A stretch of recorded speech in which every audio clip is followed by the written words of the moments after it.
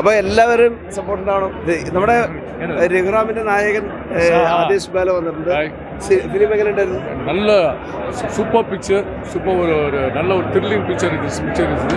ரொம்ப நல்லா பண்ணியிருக்கு. அதுவும் சுனில் செட்டா வந்து ரொம்ப மெச்சூர்டு ரோல் நல்லா பண்ணியிருக்கு. 3 டைப் ஆஃப் கேரக்டர்ஸ் பண்ணியிருக்கு. ஸோ விஷ் ஆல் എല്ലാം തിയേറ്ററിൽ വന്ന് കാണണം. Thank you.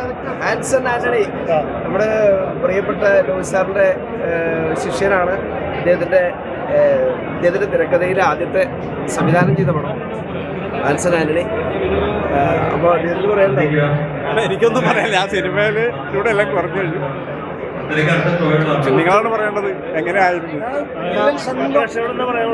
പ്രേക്ഷകർ എല്ലാവരും കാണണം, എല്ലാവരും കണ്ട് പ്രോത്സാഹിപ്പിക്കണം. എൻ്റെ ആദ്യത്തെ തിരക്കഥയിൽ എഴുതിയ സംവിധാനം ചെയ്ത സിനിമയാണ്. നന്നായിട്ട് വന്നിട്ട് എനിക്കറിയില്ല എന്താ സംഭവിച്ചത്. കോ പ്രൊഡ്യൂസേഴ്സ് ആയിട്ടുള്ള സലോമി ചേച്ചിയും ജോണി ചേട്ടനും, കാരണം ഞങ്ങളൊരു കൂട്ടായിട്ടുള്ള ഒരു ഐക്യത്തിലാണ് സിനിമ ഉണ്ടായത്. ജോണി ചേട്ടൻ, അതുപോലെ സലോമി ചേച്ചി.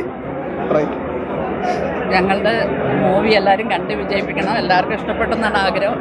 കണ്ട് ഇഷ്ടപ്പെട്ടത് ഉണ്ട്. നല്ലൊരു മെസ്സേജ് ഉണ്ട് ഈ മൂവിക്ക്. അതാണ് എല്ലാവരും കാണാനും സഹകരിക്കാനും.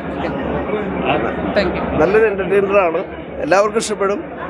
കേരളത്തിലെ ഏകദേശം ഒരു 64ഓളം 70 താഴെയുള്ള തിയേറ്ററുകളിൽ ഇറങ്ങുന്നുണ്ട് ഇന്ന്. ഈ ഫസ്റ്റ് പ്രിവ്യൂ തന്നെ നല്ല റെസ്പോൺസാണ് ഉണ്ടായിട്ടുള്ളത്. അപ്പോൾ എല്ലാവരുടെയും സപ്പോർട്ട് ഉണ്ടാവണം. നന്നായിട്ട് ഞങ്ങൾ ഒന്നും പ്രത്യേകമായിട്ട് എഴുതാൻ ഞങ്ങൾ പറയില്ല. നിങ്ങളുടെ കണ്ട അഭിപ്രായങ്ങൾ പറയണം. സിനിമ കണ്ടിട്ട് നിങ്ങൾക്ക് കിട്ടിയിട്ടുള്ള ഫീഡ്ബാക്ക് പറയണം. അത് മതി.